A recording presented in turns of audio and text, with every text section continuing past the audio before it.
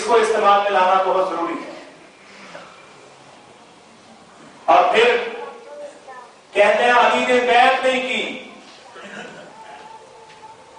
مختلف روایات اور شیعہ روایات، جہاں دلیل کے ساتھ عرض کرتا ہوں، شیعہ روایات کے مطابق بھی کوئی دکھا دے کہ 6 ماہ کے بعد علی نے بیعت کی یا نہیں کی. کوئی دکھا دے. اور یہاں محدثین کا ایک بڑا طبقہ یہ کہتا ہے کہ کچھ دن گزرے کہ بیعت کر لی، اور اگر اختلاف کو قبول بھی کر لیا جائے تو 6 ماہ گزرے تھے کہ بیعت کر لی. اور جب سیدہ فاطمہ بیمار ہوئی تو ابو بکر رضی اللہ عنہ گئے. آپ گئے سیدہ فاطمہ کے پاس اور جا کے بات کی ان سے، اور انہوں نے کہا میں تو آپ سے ناراض نہیں ہوں، میں تو راضی ہوں. آپ نے وہی کیا تو اللہ کے رسول کیا کرتے تھے. تمہیں اس طرح کی کوئی روایت نہ تمہاری سمجھ میں آتی ہے اور نہ تم قبول کرنا چاہتے ہو. ہاں جہاں اپنے مسلک کے لیے، اپنے مذہب کے لیے کوئی دلیل ملتی ہو پھر بھاگ کے رہتا. اور یہ ہمارے ساتھ جو اپنے آپ کو اہل السنہ کہتے ہیں، اہل السنہ، ان کے ہاں بھی یہ سارے مدارات ان کے قبضے میں ہے نا جی. بولو ڈرو نہیں، حملہ ہوا تو مجھ پہ ہوگا.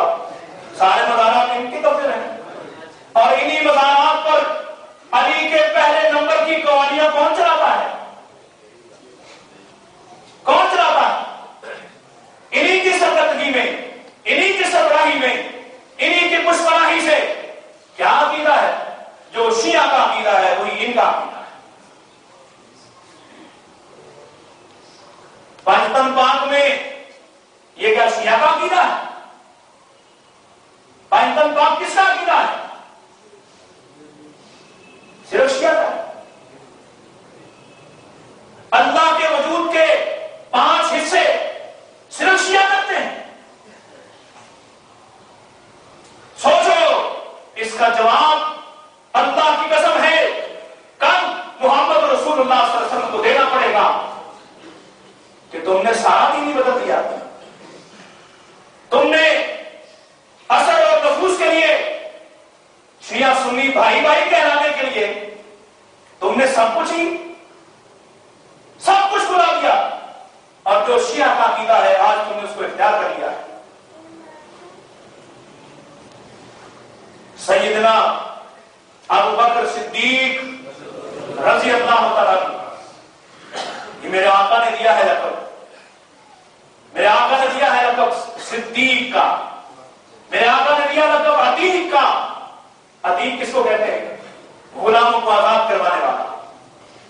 غلاموں کو آزاد کروانے والا کہ جس غلام پر میرے آقا نے ہاتھ رکھا ابو بکر نے اپنا مال پیش کر دیا ہے، اس کو آزاد کروا. اور عمر فاروق رضی اللہ تعالیٰ عنہ کہتے ہیں میں نے ساری زندگی کوشش کی کوئی ایک موقع تو ہو میں ابو بکر سے آگے بڑھ جاؤں. میری زندگی میں ایسا موقع نہیں آ سکتا.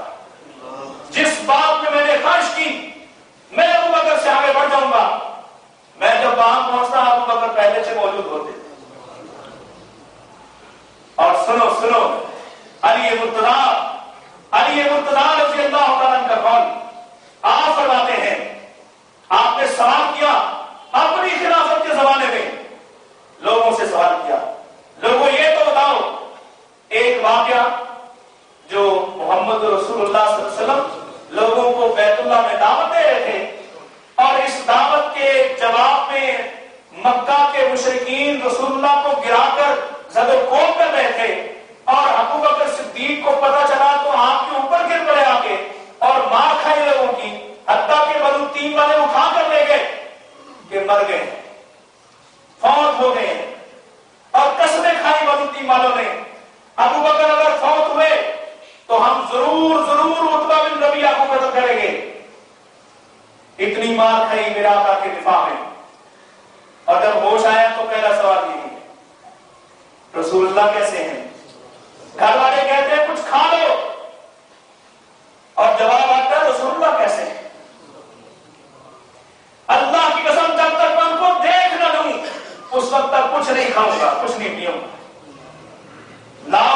ایمان کے اس درجے پر.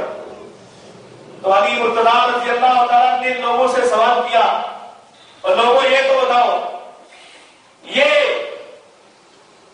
جس نے دفاع رسول کیا یہ بہتر ہے یا آل فرعون کا ایماندار شخص بہتر ہے؟ لوگ خاموش ہیں, لوگ چپ ہیں, کوئی جواب نہیں دیتا. اور پھر کہا لوگوں چپ کیوں ہو, جواب دو. اور جب کوئی جواب دیا کہا اللہ کی قسم آل فرعون کا ایماندار شخص اگر ایک نہیں ساری کائنات ایسے آل فرعون کے ایمانداروں سے بھر جائے اکیلے ابو بکر کا مقابلہ نہیں کر سکتے. یہ کہا علی مرتضیٰ رضی اللہ تعالیٰ عنہ نے. انہوں نے فرمایا اکیلے ابو بکر کا. اور کہتا ہے اختلاف پر. کس کا اختلاف تھا؟ کس کا اختلاف تھا؟ میرے ابو بکر رضی اللہ تعالیٰ عنہ جنگ کے لیے باہر نکلے تو کس نے روکا؟ کس نے روکا تھا؟ علی مرتضیٰ رضی اللہ تعالیٰ عنہ. کہا آپ نہ جائیے, آپ نہ جائیے.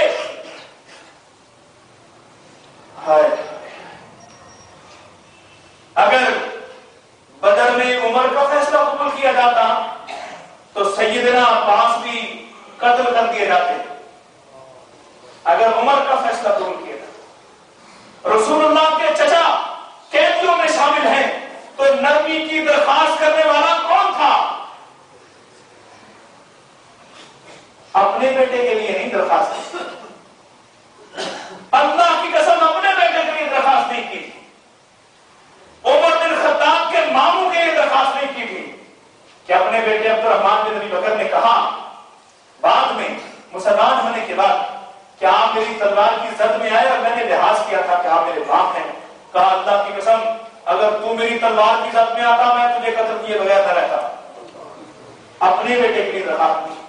یہ دیکھا کہ رسول اللہ کے ایک ہی چچا ہیں, یہی زندہ ہے اور ان سے محبت بھی ہے. عباس قیدیوں میں ہے. اگر لوگوں نے یہ فیصلہ کر لیا کہ غزوہ بدر کے قیدیوں کو قتل کرنا ہے رسول اللہ کو تکلیف ہوگی. درخواست کی درخواست. اللہ کے رسول قیدیوں سے فدیہ لے کر چھوڑ دیں. میرے نبی کیا نمس شراس ساتھی. جب کسی کو میرے نبی کی بات سمجھ نہیں آتی اکیلے ابو بکر کو سمجھ آتی ہے, کسی کو سمجھ نہیں آتی. سوالات 1.5 لاکھ صحابی موجود ہیں اور اللہ نے ارشاد فرمایا الیوم اکملت لکم دینکم واتممت علیکم نعمتی ورضیت لکم الاسلام دینا. ہم نے دین مکمل کر دیا. سب خوش ہیں, سب خوش ہیں. اور دیکھا تو ایک شخص رو رہا ہے, ایک شخص رو رہا. لوگوں نے کہا ابو بکر کیوں روتے ہو؟ آج تو خوشی کا دن ہے. اللہ نے اپنے دین کو غالب کر دیا ہے, اللہ نے اپنے دین کو مکمل کر دیا ہے. کہا تمہیں پتہ نہیں ہے دین مکمل ہوا تو دین جس پر اترا اس کا کام بھی مکمل ہوا. یعنی اب رسول اللہ نہیں رہیں گے. سب سے پہلے اگر دین کی سمجھ آتی تو ابو بکر کو آتی تھی. سب سے بڑا عالم رسول اللہ کے بعد اگر کوئی تھا تو ابو بکر تھے. سب سے بڑا شجاع ابو بکر, سب سے بڑا شجاع ابو بکر. اور کون کہتا ہے, میں آپ کو کچھ منٹ اوپر لے دوں, کہتا ہے احد میں حنین میں سب ساتھ چھوڑ گئے تھے. کون سی تاریخ؟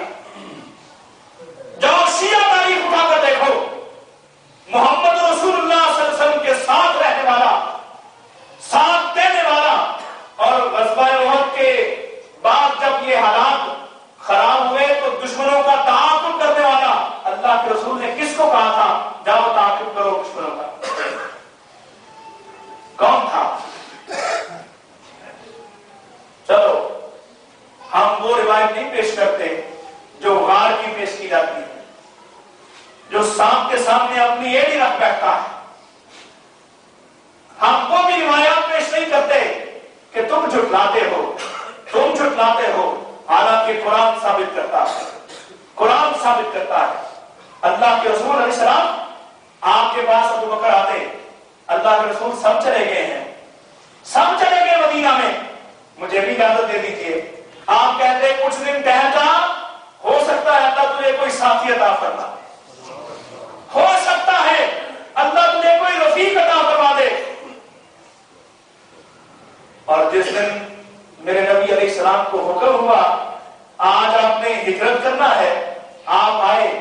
اور آके دن کے وقت ابو بکر رضی اللہ تعالیٰ کے گھر میں آئے اور کہا خوش ہو جا ابو بکر، میں اور تو سفر کریں گے ہجرت کا۔ اما عائشہ کہتی ہیں میں نے زندگی میں پہلی بار دیکھا کہ کوئی آدمی خوشی سے بھی روتا ہے، خوشی سے روتا ہے۔ سوال کر رہے اللہ کے رسول میں آپ کا ساتھی ہوں، میں آپ کا رفیق سفر ہوں، لاؤ کوئی جو ابو بکر کے درجے کا ہو، ابو بکر کے مقابل کا ہو۔ ایسے ہی زبانوں سے من چاہی باتیں کرنا، دلیل سے بات کرنا، دلیل لے کے لوگوں کے پاس۔ اور ہم ان حکومتوں سے بھی کہتے ہیں ذرا دلیل کے لیے ان میڈیا چینلز کو آزاد کر دو، اور جتنا موقع ان کو دیتے ہو ادھر اہل حق کو بھی اتنا موقع دے دو۔ پھر دیکھو کہ جس مذہب کو تم سارے فروغ دینے کے لیے لگے ہوئے ہو، یہ مذہب اللہ کے فضل و کرم سے سال کو سال میں لپیٹا جائے گا۔ وہی بات شیخ سعدی والی، تم کتے کھلے چھوڑ دیتے ہو اور پتھروں کو باندھ دیتے ہو، ذرا پتھروں کو بھی آزاد کر کے دیکھو۔ اللہ سے دعا ہے اللہ ہمیں سیدنا ابو بکر رضی اللہ تعالیٰ کے راستے پر زندہ رکھے، آپ کی سیرت اور کردار پر زندہ رکھے، آپ کی سنت پر چلنے والا بنا دے۔ اور آخری بات ذہن میں آ گئی، یہ قرآن جو آج بابر مجبوری شیعہ بھی مانتا ہے، بابر مجبوری شیعہ بھی مانتا ہے، وہی جو اپنی نجی محفلوں میں کہتا ہے اس کے 40 پارے تھے، وہی میڈیا پر بیٹھ کر اسی کی آیات تلاوت کرتا ہے، اس کو اتفاق کے ساتھ اجماع کے ساتھ کتاب مانتا ہے۔ اس کتاب کو بین الدفتین کرنے والا کون تھا؟ اس کتاب کو جمع کرنے کے احکامات